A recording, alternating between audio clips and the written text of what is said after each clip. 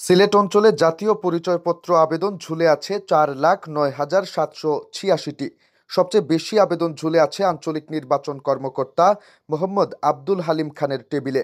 মঙ্গলবার সিলেট অঞ্চলের এনআইডি সেবার অগ্রগতি নিয়ে নির্বাচন কমিশন সচিব শফিউল আজিমের সভাপতিত্বে অনুষ্ঠিত বৈঠকে এমন বিষয় উঠে এসেছে।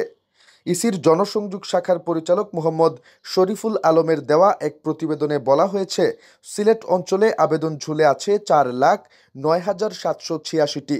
এর মধ্যে ক ক্যাটাগরি 9,308টি, ক এক ক্যাটাগরির 885টি, খ ক্যাটাগরিতে আছে 58,947টি, খ এক ক্যাটাগরিতে আছে 6,280টি, গ ক্যাটাগরির 1,63,626টি, গ এক ক্যাটাগরির 863টি ও ঘ ক্যাটাগরির 9,935টি আবেদন ঝুলে আছে।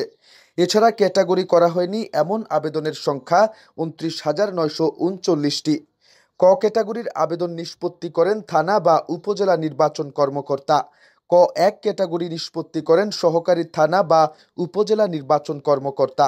খ ক্যাটাগরির আবেদন নিষ্পত্তি করে থাকেন জেলা নির্বাচন কর্মকর্তা। খ এক ক্যাটাগরির আবেদন নিষ্পত্তি করে থাকেন অতিরিক্ত জেলা নির্বাচন কর্মকর্তা। এছাড়া গ ও গ এক ক্যাটাগরির আবেদন নিষ্পত্তি করে থাকেন আঞ্চলিক নির্বাচন কর্মকর্তা। ঘ ক্যাটাগরির আবেদন নিষ্পত্তির এখতিয়ার এনআইডি মহাপরিচালকের। ইসি কর্মকর্তারা জানিয়েছেন, সিলেটের আঞ্চলিক নির্বাচন কর্মকর্তার দায়িত্বে রয়েছেন মোহাম্মদ আব্দুল হালিম।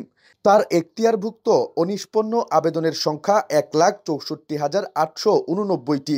গত 4 মাসে তিনি নিষ্পন্ন করেছেন প্রায় 5,000 আবেদন। এদিকে সেন্ড ব্যাক টু সিটিজেন ক্যাটাগরিতে ঝুলে আছে 24,770টি আবেদন।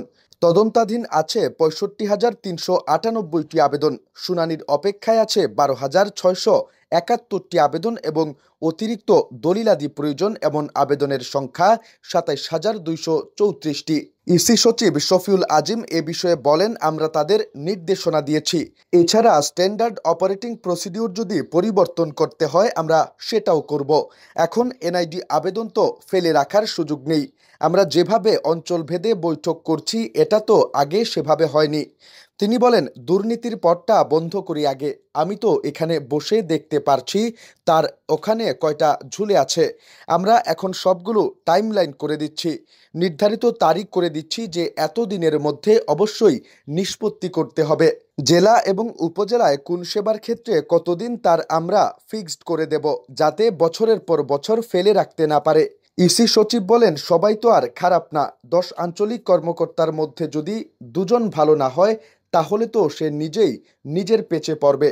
মানুষকে কোনো ঝামেলা ছাড়া নির্বিঘ্নে সেবা দিতে হবে। 2015 সাল থেকে যে আবেদন পড়ে আছে সেটা যদি আমরা আগেই বলে দেই যে ওটা দেওয়ার সুযোগ নেই, তাহলেও অনেক আবেদন নিষ্পত্তি হয়।